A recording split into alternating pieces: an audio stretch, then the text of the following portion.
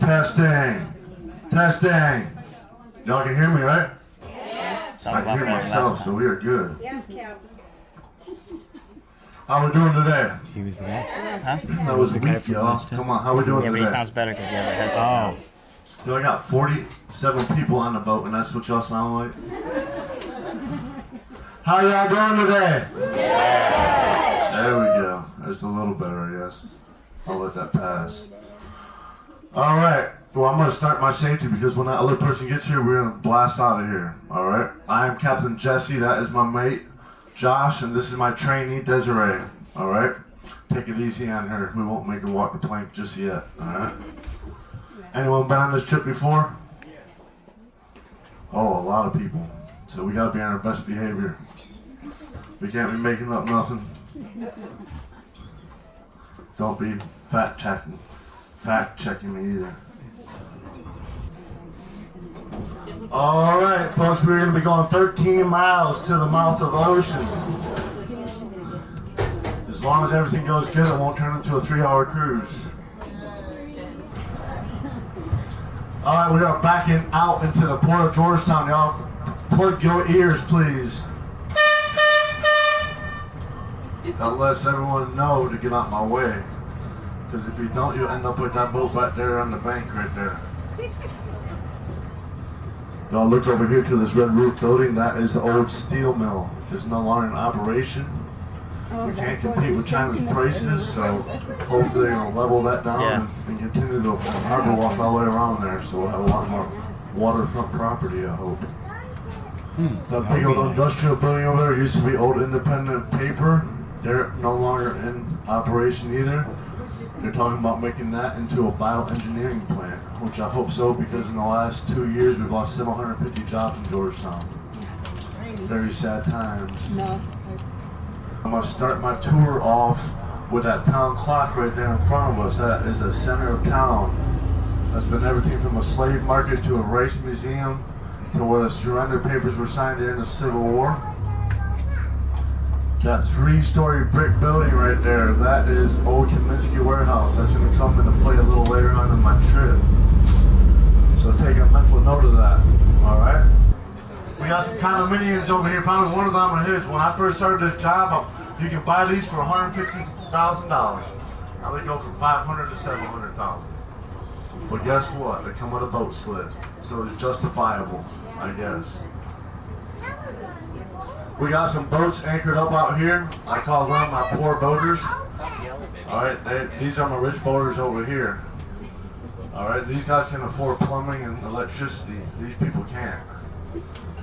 What does a boat stand for, folks? Bust out another 1,000. That's right. There ain't nothing poor about a boat, all right? Y'all see that big old building right there? That is the George Hotel. That is the first boutique hotel that's been on Front Street in 100 years. Boutique, I'm thinking of $15 mixed drinks, $10 Bud Lights, a little guy with a bow tie, parking your car, $300 to $500 a night. Boutique, something like Charleston. Y'all see my hippopotamus over there? Where? Oh, yeah. Come on, y'all know better. We don't have no hippopotamus.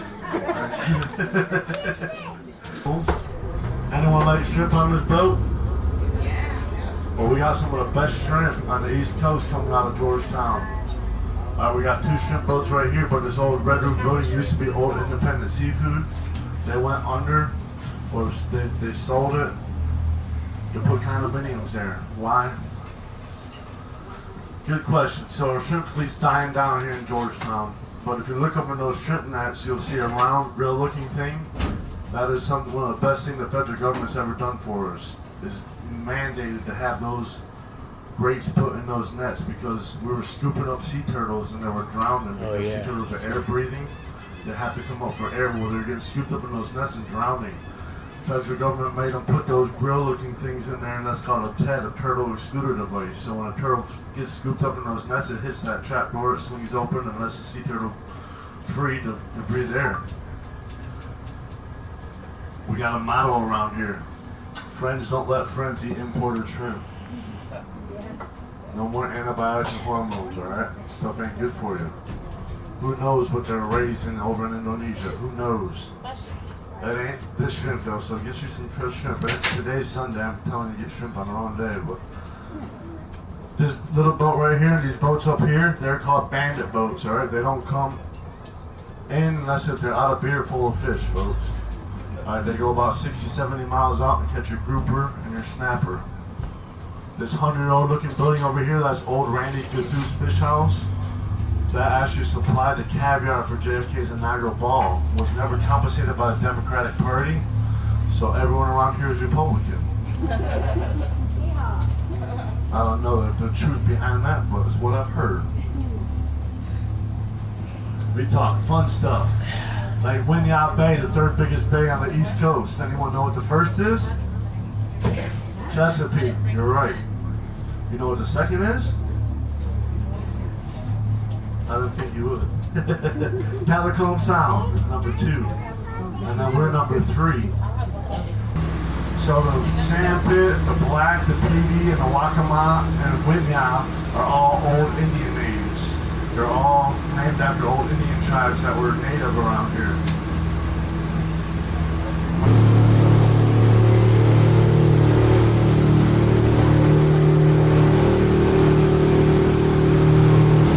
More there. Right? Everybody's got it there. I know more. I got a traffic booth. That side of it there, right here. You guys are gonna be my eagle spotters, alright? How to spot an eagle. Look up in the trees and look on these channel markers and look for a white dot with a brown blob underneath it. Alright? This side right here, y'all gonna be my dolphin spotters. How to look for a dolphin. Look in the water. Something over there. Look for a little. It's a crab trap. Those are crab traps, folks. You see where it floats? How can you tell that? Those are these. Barely see it. The rope goes through there. At the end of the rope, there's a 2-foot by 2-foot iron cage, or plastic cage. We have a humongous blue crab industry in Georgetown. The funny thing is we have so much crabs, we don't know what to do with them all. So these crabbers all meet on their bridge with refrigerated trucks, put 80% of their catch on these trucks, ship them up to the Chesapeake Bay. They splash them with Chesapeake Bay water and call them Chesapeake Bay blue crabs. Right from Winyah Bay. True story. Y'all see that big bridge y'all came over coming from north? That is the Waccamaw River. That is part of the Intercoastal Waterway. So that's what you go north with to go to North Carolina. It's under that big bridge. On the right-hand side past that bridge is Arcadia Plantation. That's owned by the Vanderbilts. All right? Yeah. That will never have no commercial activity on it, I hope. That's the plan. All right? That's the Waccamaw River. Those small bridges right there, that's the Black River and the PD River. At the base of the Waccamaw Bridge, all the way over to this point, that's a strip of land called Hobclaw Barony. All right? Barony means between the waters, and barony means anything more than 16,000 acres. That was given to us by the real Wolf of Wall Street. His name was Mr. Bernard Baruch, and he was very close with Theodore Roosevelt and Winston Churchill. A lot of history's been over there. Mr. Baruch was, like I said, a financial wizard on Wall Street. He used to tell his cronies up in New York that he's coming down to duck hunt and rough it in a 16-bedroom, 17-bathroom mansion that you can tour over there. I actually sat down on the toilet and went cheek to cheek with Theodore Roosevelt. Where else can you do that? You can't. And that toilet is so ugly, it's puke green. I'm telling you. I just had to sit down on it because Theodore did, you know, I just had to do it. So I can actually say I went cheek to cheek with him, you know. But this was given to us by Mr. Baruch and his daughter Belle Baruch. Belle Baruch was very, very fascinating as well. She was a really tall woman. She was a light female company. Was a world-class equestrian and a world-class pilot, and actually flew planes in Amelia Earhart and spotted a German U-boat on Pawleys Island that had plans to blow up the Charleston Harbor. You know, all those airfields and all her, she was a world-class equestrian, all those horse stables and her horse Syriac, all that memorabilia is still over there and you can tour that. but they gave it to us for conservation research. So the University of South Carolina, Coastal Carolina, and Clemson all have research facilities on that piece of property. Pretty cool, huh? Y'all are gonna see this foam line right here? Y'all are gonna see them throughout the bay. A lot of people think that's garbage, but that's an actual natural phenomenon that only happens in saltwater estuaries. That's two currents rubbing two microorganisms together called phytoplankton and zooplankton. That creates the foam. Well, what's happening is the krill will eat the plankton, the shrimp will eat the krill, and that starts the food chain in Winyah Bay. So if you're ever out in the saltwater estuary and you see that, throw your fishing line there, because that's usually where you're going to get your bites at. I never knew that. Pretty cool? If y'all look over there, you can see the flagpole at the old rooftop. And Mr. Theodore Roosevelt used to come on that dock and crab all the time, especially last time he got the polio flare up. He came down here and they said the salt really helped him. But I think the rumor is they put a big old net around that and they stopped it for a big old fish. So whenever Mr. Roosevelt came down here, we always caught a big old rock for that dock right there. They always change stories they tell. They do? Yeah, they didn't say anything about Lafayette landing here, so I think they mixed it up a little. Otherwise, you wouldn't have came here for the 6th time. What? Otherwise, you wouldn't have came here for the 6th time. No, I still love it here. I just love going to this island. I don't know why. Just away from everything. It's really peaceful. Alright folks, y'all see that green roof building in between those condominiums? That is the clubhouse for Belle Isle Plantation. So that's all Belle Isle. That plantation was one of 150 rice plantations on Winyah Bay. That was founded by Peter Colonel O'Reilly. So if y'all come from Myrtle Beach, Surfside, Conway, Andrews, all of those towns are part of Horry County. That county was named after this rich race planter. But he also was very big in the Revolutionary War and fought next to Francis Marion the Swamp Fox. So a lot of history started over on that piece of land from that time. But to the left-hand side of that clubhouse, that strip of woods right there, that is a place called Belle Isle or Battery Lake Fortification. That was one of the forts that were on Winyah Bay to keep the Union out of this bay. So they had about 7 cannons pointed out in this direction right there. They also had the first of its kind furnace, fireball furnace. So they would heat the fireballs or heat them up to red hot to where they look like fireballs, and they would hit the ship and burn through all floors of the ship and catch it on fire. That furnace is still over there, and 2 of the original cannons are still over there. All the earthworks are the same over there. Why would they put that there though? It's the throat of the bay.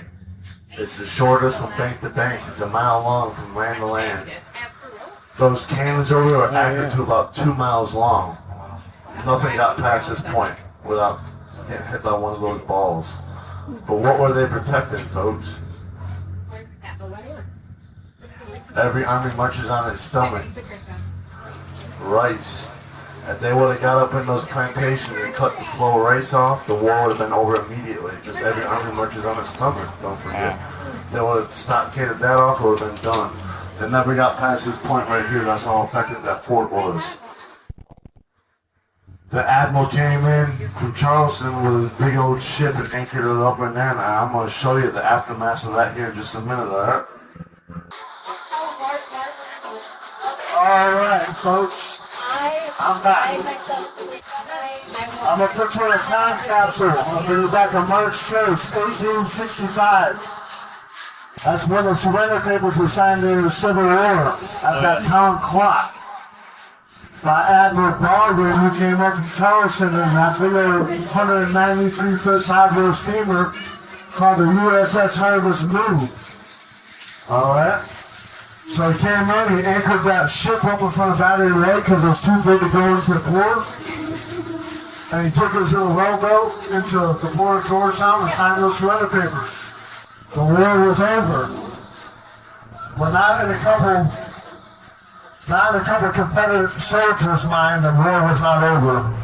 They were at the Red Roof Tavern drinking some beers, caught news of the admiral being out here in that flagship, and had an idea to go to that 3-story hardware store called Kaminsky Warehouse and fabricate 7 homemade mines of kegs of black powder, shrapnel, and precision caps. Rolled out here in the middle of darkness, rolled back laughing like you know what, knowing the admiral's going to leave at 8 o'clock in the morning. Well, guess what? Those fellows predicted pretty good, because 8 o'clock in the morning, that admiral gave orders to head back to Charleston. A steward came down, and his little goalie said, we're heading to Charleston, full steam ahead. Sat a cup of coffee on his desk, and boom! A pretty good explosion, y'all. The size of a Volkswagen, alright, on the starboard side. Fish just started pouring into the boat. They thought the boiler had blown up, alright? So they went down there to assess the situation. Well, all they smelled was gunpowder. They knew they had hit a mine, alright?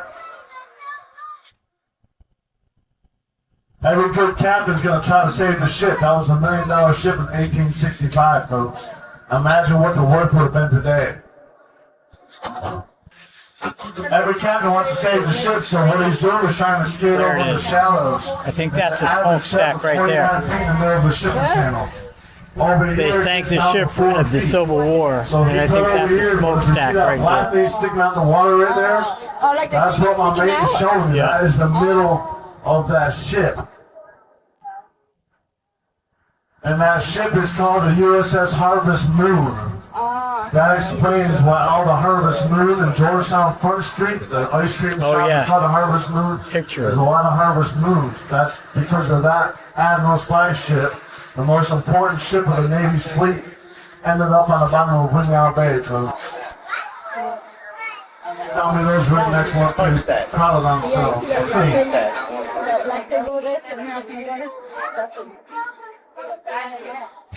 We did try to salvage that ship. We have a thing called pluff mud around here, alright? It's not quicksand, it's called pluff mud. But it's very acidic and very stinky. And it's got a lot of suction. When you pull your food out of it, it just sucks tighter and tighter. Thank you. And that sifted over the wood hull of that boat and made it too frail to pull up on that mud.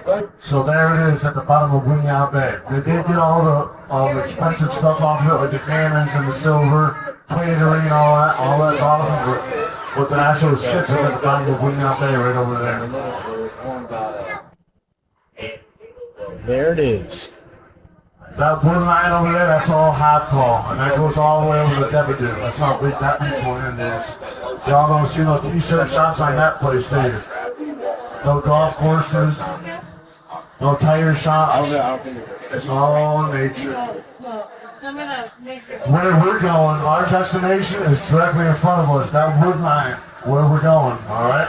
So between oysters on this boat, oysters. I love this oysters. We got some of the best on the East Coast right around these islands right here. And over in North Inlet. I'm talking about like this, oysters. And if anyone knows what an oyster is a filter feeder. Alright? It filters anywhere from 5 to 20 gallons of water a day. The bacteria out of the water, but it's not a harmful bacteria for now. And then loaded with good old sea salt, alright? They're a natural aphrodisiac. If you don't know what that is, I'm not going to tell you. But they're very, very flavorful around here. Very, very good. No oyster's the same, and no oyster starts off as an oyster. An oyster starts off as a snack. Alright? It's like a real piece of chewing gum. And it spits out other oysters. That's how it knows where to go fixate itself. So and then the little piece of gum will stick on another oyster or another place where oysters are buried. From the scent to grow the oysters, and it will cling onto it, and it will actually grow the oyster. And in the months of autumn, if you have a recreational saltwater fishing license, you can come harvest 2 bushels 2 times a week. That's about 140 pounds of oysters. So a bushel is about a 5-gallon bucket full. It's about a bushel. So you can make a pretty good living out of here just eating oysters. If you ever see any oysters on the ground though, on your boat or your kayak or your canoe, never get out. Because they will cut you up like razor blades. Alright? Well, I've seen some people go into the water and cut themselves up pretty bad, not knowing that little piece of information. Everyone came out here to look for some seashells, right? Yep. I think Sally is still out here. She was out here yesterday. So you gotta find her, purchase your seashells. I'm just kidding. There's 3 ways looking for shells on this island. The first place is on the beach itself, alright? A lot of water pushes sand up on that beach and they'll get covered up. You might only see a little piece of shell sticking out this much. Go over there and touch it. You might have to dig around it and dig it up out the sand. Okay? The second place we're going to look for shells is 3/4 of a mile down the beach.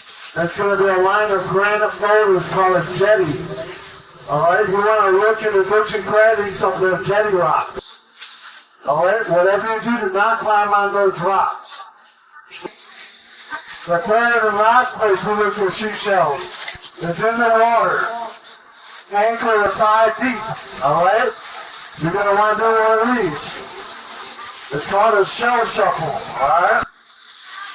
If you hit something that doesn't move, reach down there and grab it. It's usually going to be a nice shell. If you hit something that does move, you move. Alright? There's the lighthouse. See if I can get a close-up of that.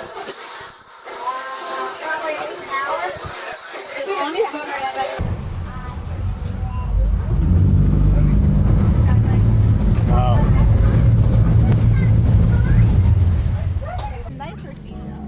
You gotta look for them. We had to go all the way down there, far away. But sometimes you'll get lucky and you'll find one here. Now, did you see with those seashells in the bedroom that I got from here last time? Yeah. Because you can make like Christmas ornaments to hang on your tree with them. Because every oyster shell is unique. There's no 2 of a kind. They're like snowflakes. Huh? Yeah, me too. Which one? This is fine. Green one? I'll take this one. So I want to throw some sand in there too. Then. I can.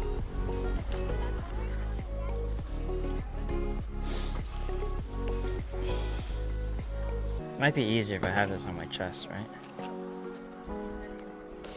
And you won't get the view of behind you. It's up That's to you. true. It's a pain in the neck. Should to have worn a keep- helmet. Oh yeah. Then you get looks though. Then I look like a tourist, right? Then you look like an alien. Not a tourist. Look at the size of this piece. Can you imagine the shell that came from? It's Wow. huge.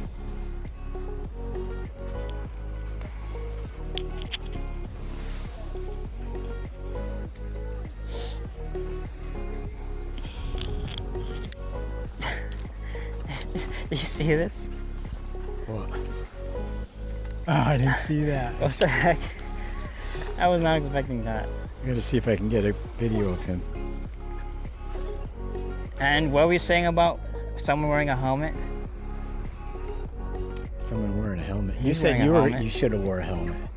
And I'd say you'd look like an alien.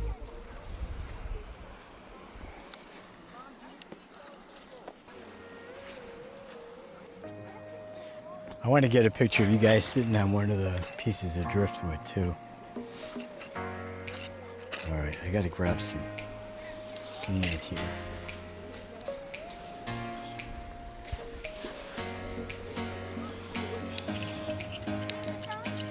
I'm picking up a bunch that look good. I'm bringing some sand back too.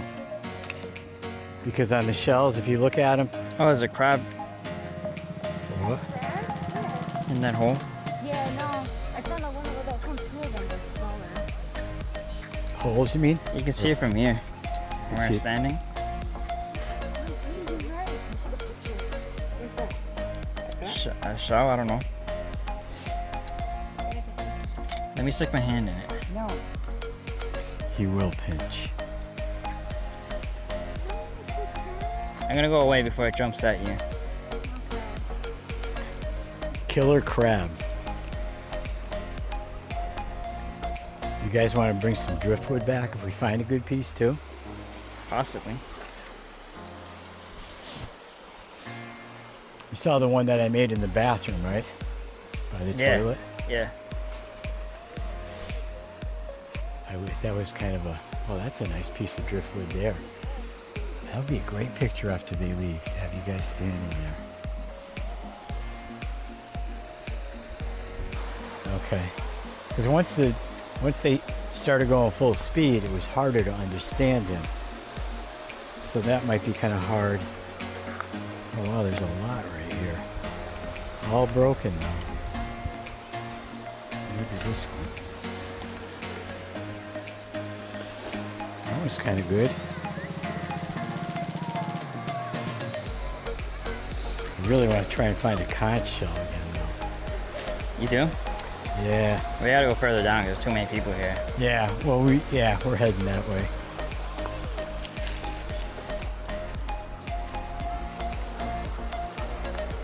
So one good thing about the storm, brought in a lot of shells. It looks like a foot. A severed foot. You have a wild imagination. It's from hanging around with you. And all these scary things that you say and do. Well, look, starfish. I don't know if it's alive. Oh, it's light. I don't think he's alive. I don't know if we can bring him home though. Put him back in the ocean. No. Are you wondering if that's alive? Yeah. It's light or no? Or dead? Oh, it's dead. Yeah, it's dead. So we can bring it home? Yeah, it's dead. Okay, take it home. Can I take a picture? Well, I'm gonna bring it home if you guys want it. I can. Like, how do you? No. How you got dry? You have a dryer, right? To make it. No, I. Google it because it'll stink if you don't do it right. Wait, say that again. Like that? Google how to preserve it because Okay. it will stink if you don't do it right. Ah, okay. So how do we carry it home? That way. In here. I don't want to get it. I don't want to crush it though.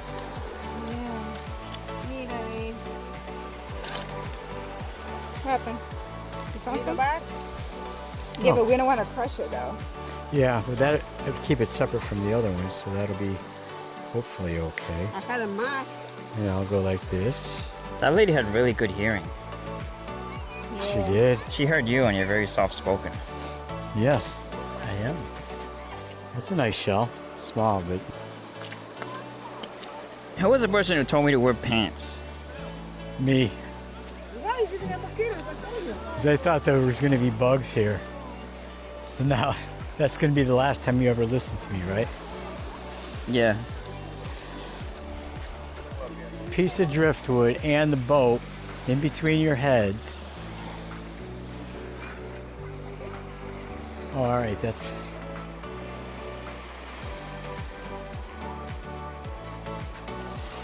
How much do you got?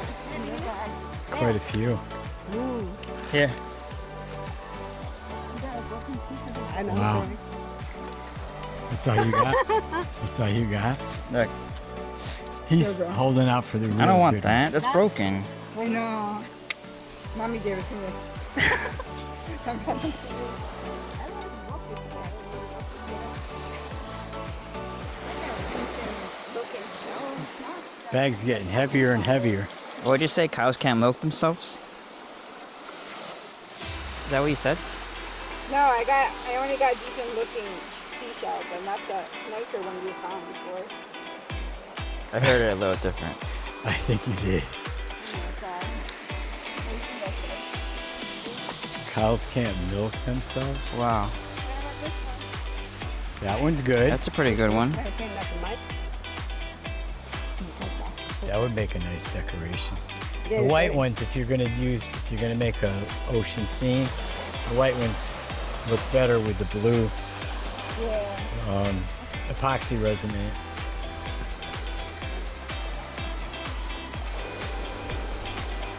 Wow, there's so much different than last time. Every single person went that way. Huh? Yeah. And meanwhile, most people stayed in the front before. Yeah, that's all I'm saying. The most That's where all the good shells are. Actually, it was, what did we do? 15 minutes past the jetty running, right? It's 3:02, so they have to make it back at 4:20. Yeah, and yeah, the good thing is with the hurricane, you get a lot more shells. But the bad thing is with the hurricane, they're all broken.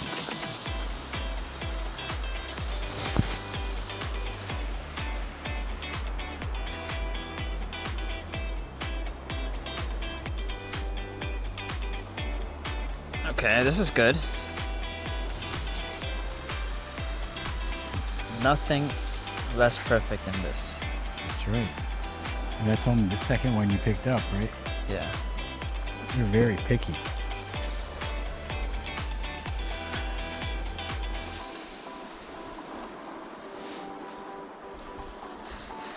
How about these two?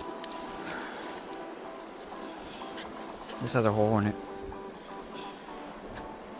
How about that one?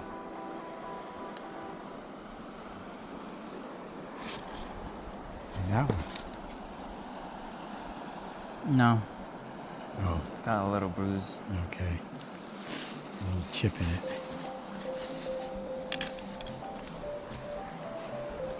I'm gonna end up coming back with like 5 shells. Meanwhile, I got a whole bag full. And your mom and sister probably aren't doing too bad either.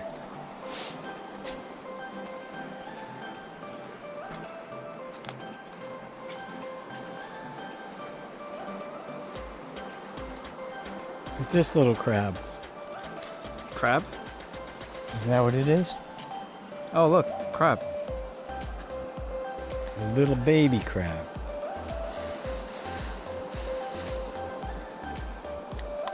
Yeah. I don't want to get this all wet. Shoot. What was that? My starfish, I think, is curling up.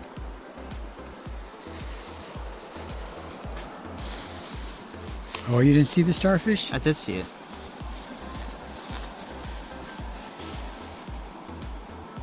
You broke it. No, he must have just died because he's very pliable. You have to. Oh, You killed it. You're destroying its corpse. I think it was already dead. I didn't kill it. I'll bring it home anyway. How did that lady know that that starfish was dead?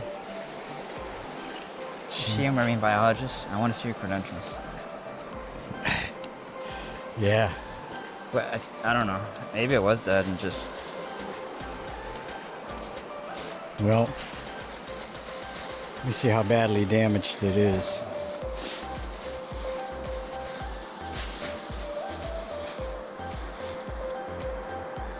Yeah, forget it. He's like in 3 or 4 pieces here. Another huge one. Oh yeah, that would have been a nice one.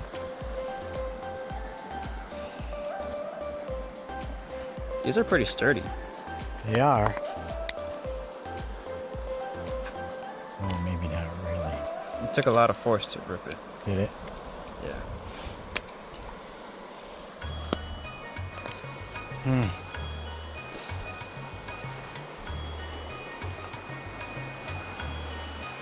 Yeah, let me get you like sitting right there with the ocean in the background and the white driftwood. That would be cool. So right there. Here? Yeah, right in there, in that little crotch. I got bit by something. Yeah, see, I told you.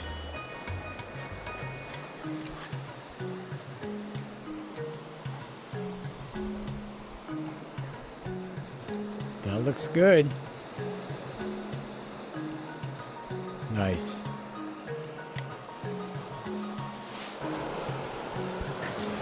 I think most people just come down to the jetty, so chances of finding better ones farther down are greater.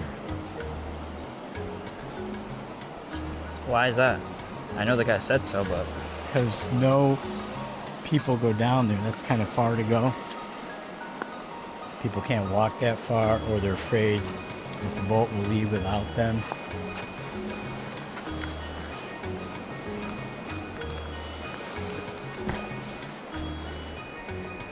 yeah, be careful with that. I almost just ate the floor because I tripped on that.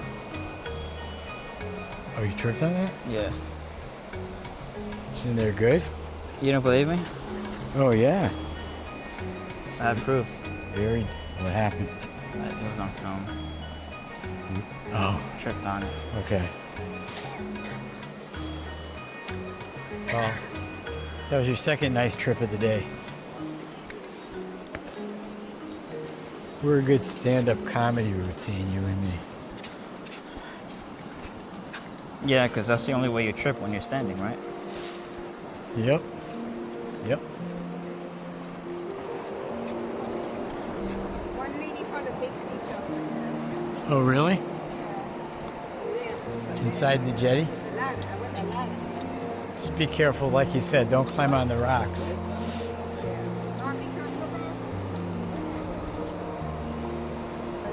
Here, hold this. What are you doing? You gonna dig up? I'm gonna go in there. Nothing less than perfect, right? Nothing less than perfect. Yeah, wipe everything. Clean.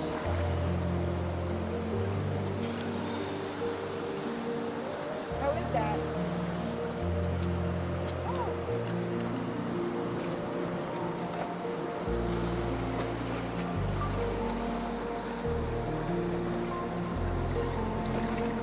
Careful.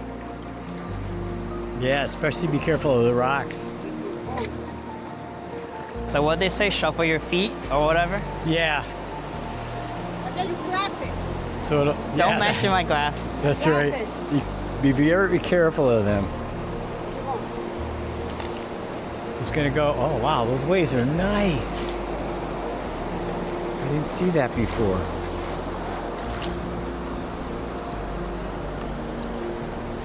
Well, those are the kind of waves you like, right? Yeah, how?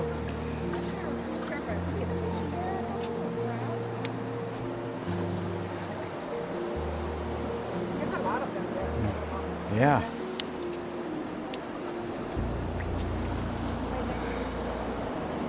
You want me That to just get a bag and put them all in it? Just You put- can just throw it here. You can put them in this bag. Yeah. So I was gonna give you guys all these anyway. You can take them home. All right, what we could do is sort them out, see which ones are the best ones, throw them in the dishwasher, clean them up. You don't have to bend down for each one of them. I know. I just want to see what it looks like. That's probably a good one right there.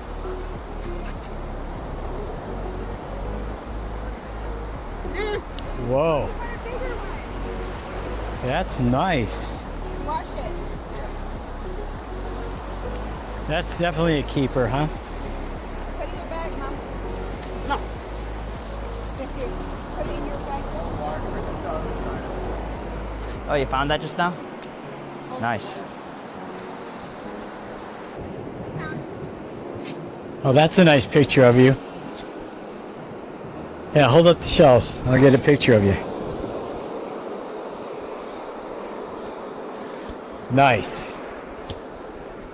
Company to pump sand back onto the beach a mile off the beach. Yeah. And when they do that, it creates a trench out there. So all those nice shells that should roll on a beach, because it's the same body of water right there that it is in Myrtle Beach. It should have those shells coming up on the beach, but they're rolling that trench where they dredge and re-nourish the beach. This one's never been re-nourished ever. All right, the only manipulation was those granite boulders, and that was done in 1900 by steam vessels. By hand, the good old-fashioned way. Now, But that's why Myrtle Beach don't have the shells that we have in Georgetown here. can I, White House. The first original White House was built in 1801 on the wooden structure. Anyone know what lit that light? What fuel would have lit that lantern? Well, let me see that stuff here right there. Y'all check this out. I don't think that stuff here is. You know what this is, right? oh well. On a cell phone. Tell me that thing ain't huge, so it can make a long distance call with that. That is called a knobby whelk. Alright? Not a conch. A whelk. Yeah. That's a nice one. We all found some shells. This is a conch, folks. $10 Amazon.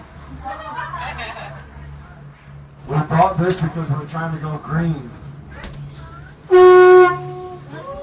Instead of an air horn, we tried to do that, but I'm the only one that can do that, so I don't need it.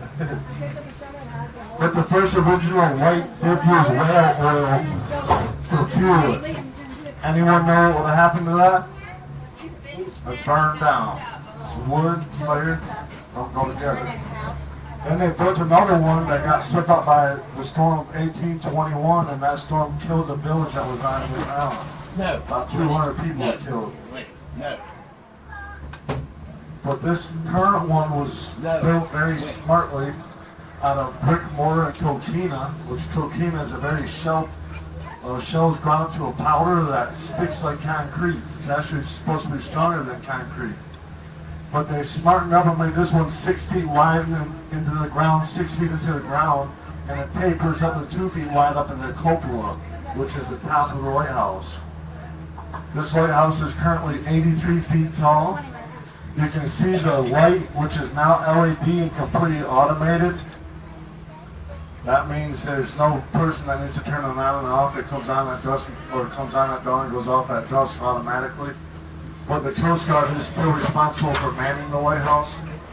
The building in front of it used to be the old Coast Guard barracks. When they saw how big the storm surge were, they moved to inland Georgetown real quick. All right.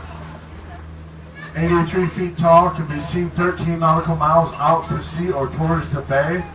It's got 123 granite stairs and a spiral formation around the inside. Every little keyhole window has a landing so you can rest. And that's where the light, that's the only light that comes into the lighthouse, so it's kind of eerie when you're climbing up that lighthouse. Well, every captain has a lighthouse book, so when they pull into a port with a lighthouse, they'll bring out their light book, and they'll have a sketch of the lighthouse. And they go by the color of the lighthouse. This one's white with a black top. It's the only one on the East Coast like it. So they'll match it up in their lighthouse book. It'll have a surrounding sketch of the surroundings and the color. What about at nighttime though? How do they get to see the color? They didn't have the old spotlights back in that day. They'll be on the deck of their boat with a stopwatch and counting how many times it blinks per minute. This one blinks twice every 15 seconds. I never knew that. Ever since 9/11, they made this off limits because it's an aid-to-end navigation. So it's the government trying to tell us what we can do again, you know? I don't see this. Before 9/11, people were going up to that thing all the time. How are you going to hurt that? Hurricane 4 will come through here and won't hurt that, let alone a person, you know? But these 3 islands right here are all protected islands. They're all nature preserve. I'm gonna talk about them and when we leave the White House. We got any baseball fans on the boat? Any Boston Red Sox fans? Oh well. Well, you know who Tom Yawkey is then.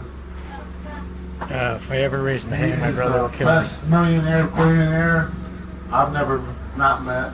Well, I haven't met him, but if you look around, that's how we became. Oh, here. yeah. That's how we got all these islands from him.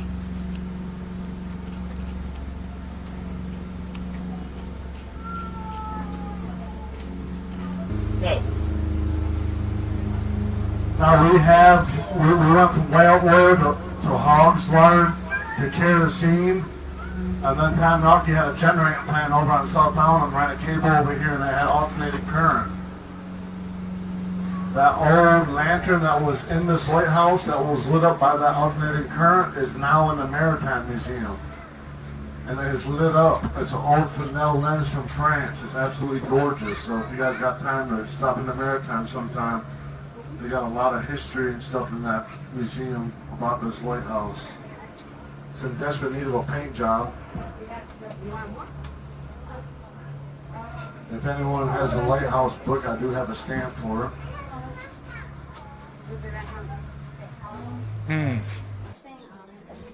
Y'all see that keyhole window on the left about halfway up the lighthouse? The storm surge of Hurricane Hugo came above that window. They said they saw houses being swept out to see the candles still burning in the windows.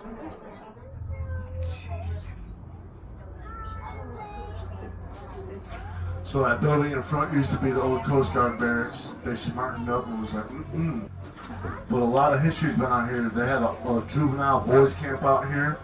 They thought sending the bad boys out to this deserted island or this buried island, locking them up in a White House would straighten them up. I think it ended up like boys to the flies, folks. It didn't end up too good. We used to have parties out here.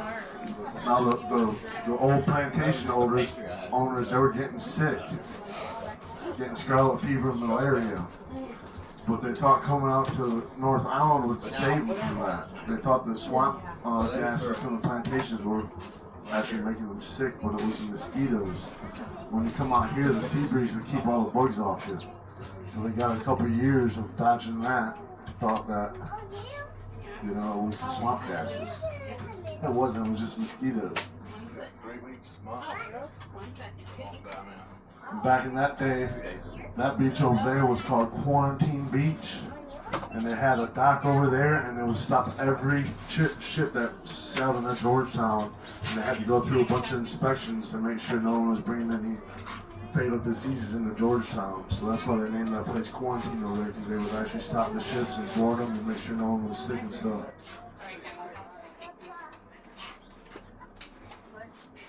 Everybody doing all right? Doing good?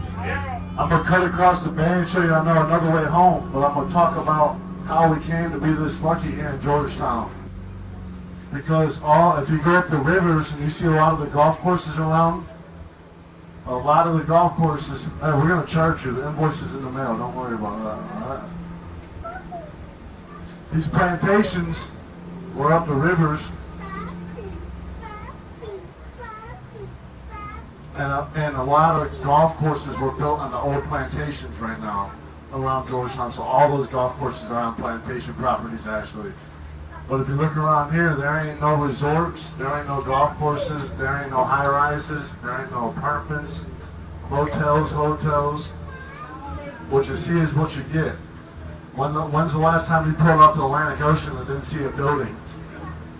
You don't have that nowhere. Well, how we got to be so lucky was a little boy named Tom Yawkey got adopted by his uncle. His uncle bought these islands off Colonel Alexander of the Confederacy. I don't know if you've heard that name before, but he was a pretty big general in the Confederate. Well, Mr. Yawkey's uncle bought these islands to duck hunt. They'll come out here and kill 100 ducks a day. All right? His uncle owned the Detroit Tigers at the time. So Tom got brought up around the Detroit Tigers and hunting these islands. he was put in his uncle's will. He got his own money the old-fashioned way. He inherited it. $50 million when he turned 30 years of age. That was the stipulation. But he had these islands already, so he grew up coming on these islands. As soon as he inherited that money, he wanted to buy a baseball team because his uncle owned the Detroit Tigers. Well, Detroit Tigers weren't for sale. The only team that was for sale were the Boston Red Sox. He bought the Boston Red Sox and owned them for many years. He bought them, I think, for $1 million and sold them for $600 million. 79, I think, they sold them. Well, he used to bring the team down here to duck hunt in the off season. They would duck hunt, and then they started drinking whiskey and playing cards. And Tom got fed up of it. So in the next season, they went back to play. He had a baseball diamond put out here in South Islands. After duck hunting, they would start practicing baseball. And then they could start drinking and playing cards. They set up a scrimmage team with the Georgetown All-Stars at the high school stadium and talking about people swinging from the trees to get a glimpse of the Boston Red Sox. That was at the highlight of the Georgetown for many years. It was Ty Cobbs. All right, Ty Cobbs, Babe Ruth, all those famous baseball people have been out on this island. They still have all that memorabilia out here. So you can tour this property and you can do a baseball tour, or you can do a wildlife tour. You can do that free of charge because Tom Yawkey don't take any of our money because he is a real down-to-earth billionaire, folks. All right, so you don't have to pay to tour his property. Out of this 50,000 acres that's protected, our tax money don't keep up with that property, folks. His estate keeps up with it. Isn't that pretty cool? If you don't think commercial developers were banging on his door the whole time he held this before he donated to South Carolina, so to the point where he got so fed up with it, he brought them all in at one time and took offers from 10 developers and said, guess what? I got more money than all y'all put together. Y'all will never get these islands something for commercial use. And here we are. He was a man of his word because we have all three of these islands that will never be built on, ever. And like I said, he used to kill 100 ducks a day. I think when he retired, he put the gun down completely and made all these islands a nature preserve. So it's a wildlife refuge. They still seed all these wetlands for the migrant waterfowl that come through here. Yay! There's a mansion behind these woods over here. There's also the first of its kind mobile home. Tom Yawkey said that mansion was way too big for him. So he looked up the first of its kind mobile home that was purchased in Arkansas.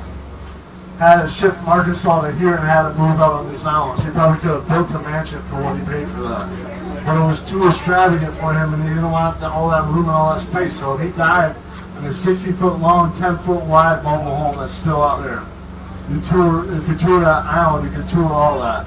That would be a fun tour too. I did that The one. only people that live on this He island doesn't open it that often. are the people that work for the Department of Natural Resources. And I'm not talking about just game wardens. I'm talking about he has a whole slew of biologists, alligator specialists, bird specialists, sea turtle specialists. They all live on these islands. If I was 20 years old, that's where I'll be working right now. I'll tell you right now, they have the best hunting equipment, best fishing equipment, get paid to manage this property. Best benefits there is, you know. So he did us pretty good. Not only did he do that, out of the Vanderbilts and the Baruchs and the Yankees, the only person you'll see out there working next to the people that was working for him was the Yankees. All right, you will never find the Baruchs or Vanderbilts in those rice fields ever. So that was one difference.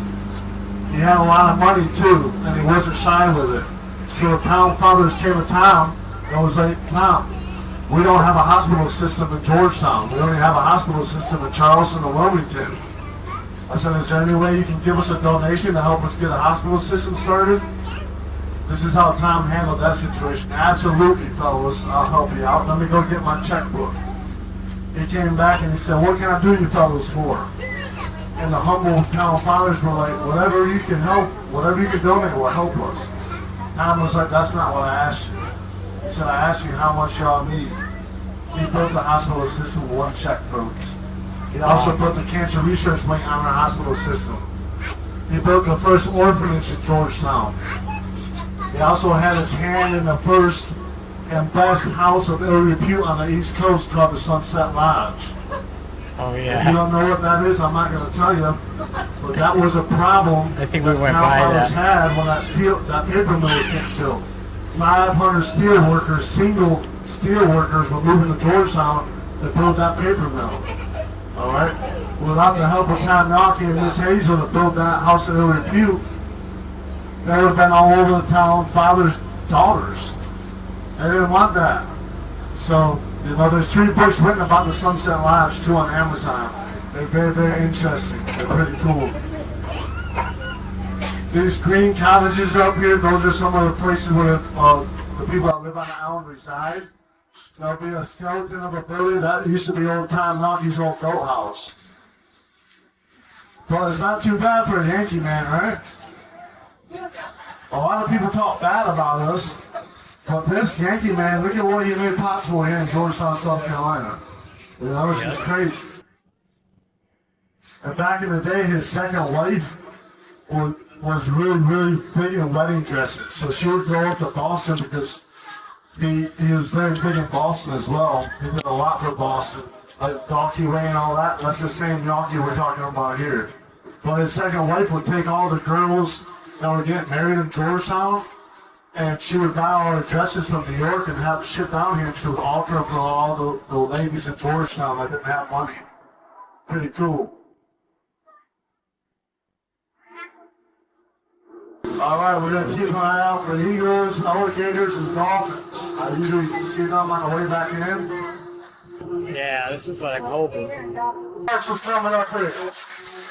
And then the cross on our my boat. That's Pine Rockies old boat house I was telling y'all about right here.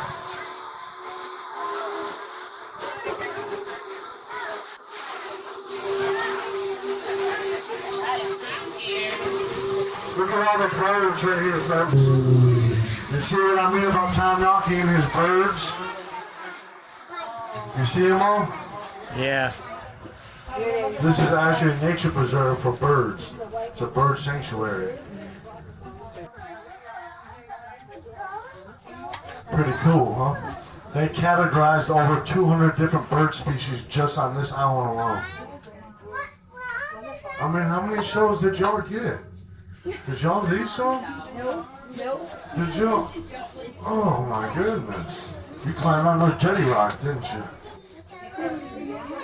Uh-huh. Oh yeah. Y'all were busy.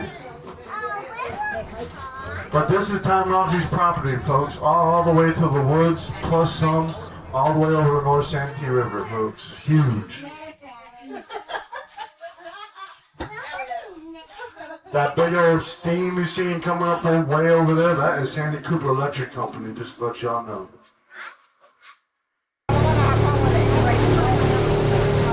Now this is brackish water. There is salt in this water, folks.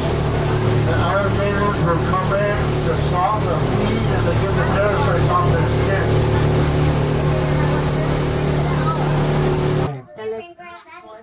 It's in our name, Captain Rod's Low Country. We are part of the Low Country. There's nothing low about that over there. Because that is not natural. That is a man-made embankment. Alright? On the back side of that, they had a moat. But that is Cat Island fortification. Alright? They had 11 cannons on this fort pointing out in this direction. Saw a war of 1812 in the Civil War. No action was getting done right here. It all was happening in Charleston. So they took 10 of the 11 guns and moved to Charleston. That's one gun there. But what these people did, or what these soldiers did, is ingenious.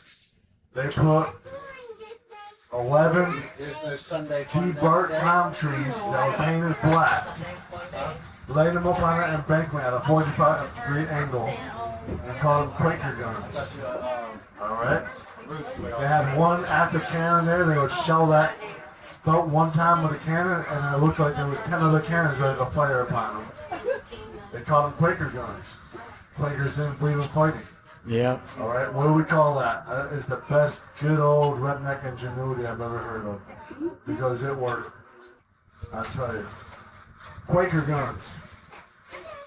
They still find cannonballs and muskets and all that still over on that property right there. Pretty cool. This right here is the Emmett Tamnoki's property. Isn't that a big piece of property? Yep. And it goes all the way over to North Santee. Anyone want to go to Charleston? Who's got some money? Because I need gas to get to Charleston. I can't just drive to Charleston. That's how you go to Charleston right there, folks. That's part of the Intercoastal Waterway. All right, Intercoastal Waterway is 3,000 miles long. It is hand-dug canals that attach natural bodies of water. So that's a hand-dug canal from Winyah Bay to North Santee River. Anyone know why that was made in the first place? For protection. German U-boats kept sinking the ships offshore, going up and down the East Coast. Now we can transport anything we want up and down the East Coast without having to go into the ocean. But now it's a 100% recreational highway for boaters. They do the great loop. They come down, cut over the Mississippi, and make a big loop out of it. This is Maryville, and this is a plantation called Esterville Plantation. It's one of the bigger ones on Winyah Bay. This plantation property has only been through two hands since the King's Grant, the Johnstones and the Lumpkin family. It is privately owned. You can get access to all these plantations if you pay a good hefty fee, and you can come hunt them. Turkeys, ducks, deers, a couple $1,000 for a hunting privilege on a lot of these privately owned plantations. To orient you a little bit, that's the way we went to the island. All right, so we went down to the Eastern Channel, and we came back to the Western Channel. All right, the Western Channel is part of the Intercoastal Waterway. So as we take this way up, go into that big bridge in North Carolina, we'll take that way and go to Charleston. So we are on the Intercoastal Waterway, part of Winyah Bay. But I went to the 3-day route. And if you look at the end of this tree line right here, you're going to be able to see eagle nests up in the tree. And this piece of property is called Dover Plantation. Dover, like Dover, England. And it just sold for $16.9 billion. Pursuit for perfection paid off. These are perfect shells. I got 3. Wow. How do you get 3? I picked them up. Where do you find it? In the beach. 4. You got 4. Oh, I got 4. What? You're beating me, bro. I got 4 shells. You're the only one that works. No, this is a conch shell. This likes Caribbean water. Alright, it's a vegetarian. I like seaweed kelp. Alright? Yeah, the Wilkes. $10 in Amazon. Now what you guys have whelk shells, which are closest to conchs. There's 3 species of these. The first one is the more common one. If you look at it, it opens on the right-hand side, alright? It's got big knobs on it. It's called a knobby rope, alright? There's 3 species of whelk shells. That's the first most common one. The second one is called a lightning rope. It has knobs on it, but they're smaller. And it's the only one that opens up from the left-hand side. And it's got a longer point resembling a lightning bolt.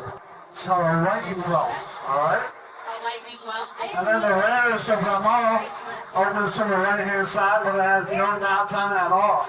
It has a channel on top of it. It's called a channel rope, alright? What's up, Fluffy? That's a channel rope. No, they're the rarest found. Yeah, I think I saw one of those there. Part of one. Wasn't a full one.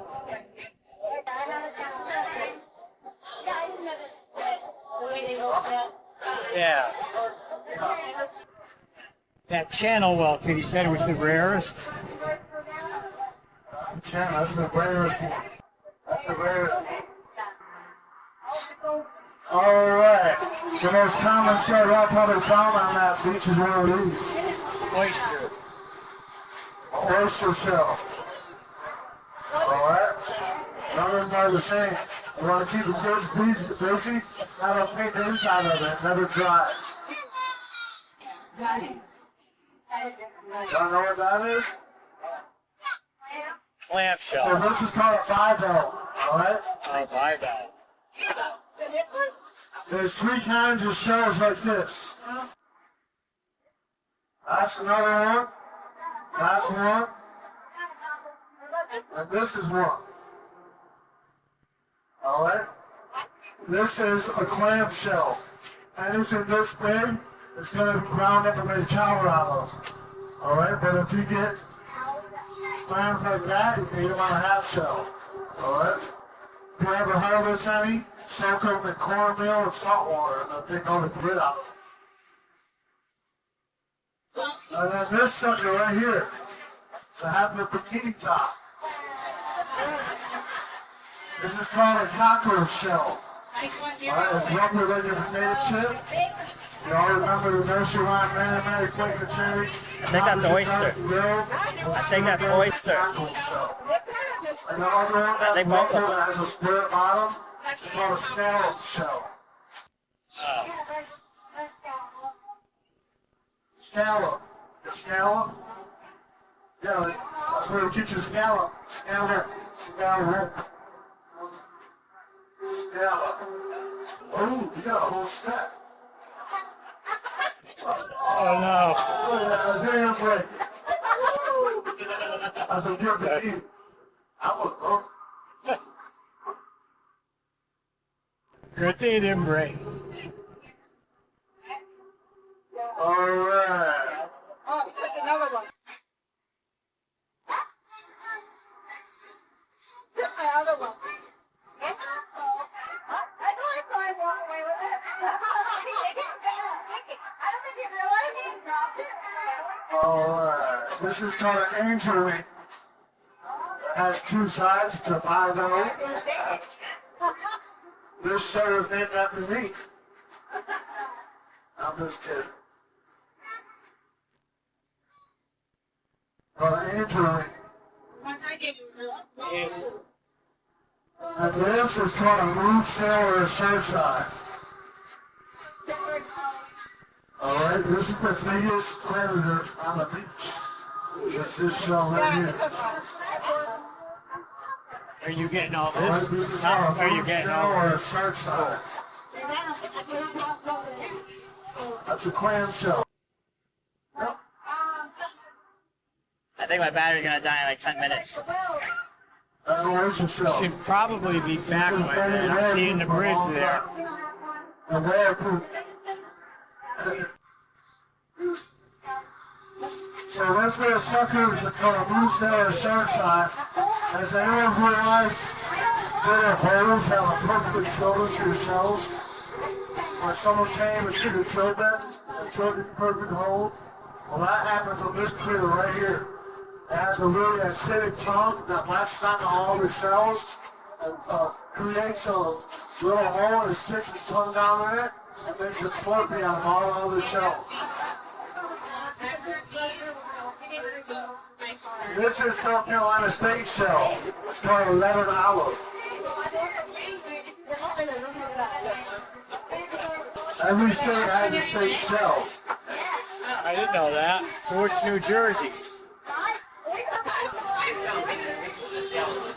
A leathered olive.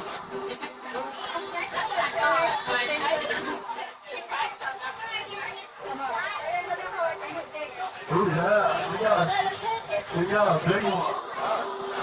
Yeah, that's good. That's a nice one. We got good ones. Good job. That's South Carolina State shell. You two are absolutely adorable. You know that? You got your hands full. You got your hands full of it. Oh, my God. Nice try, buddy. Alright. He took your shell on you? Yeah, he took a second. I had to. I didn't even see him do that. He's slick. Sorry about that. I would never take. I know. All right, anyone from Virginia? Anyone from Virginia? Virginia State Shell. No, the shotgun shell. I think I a different state every day.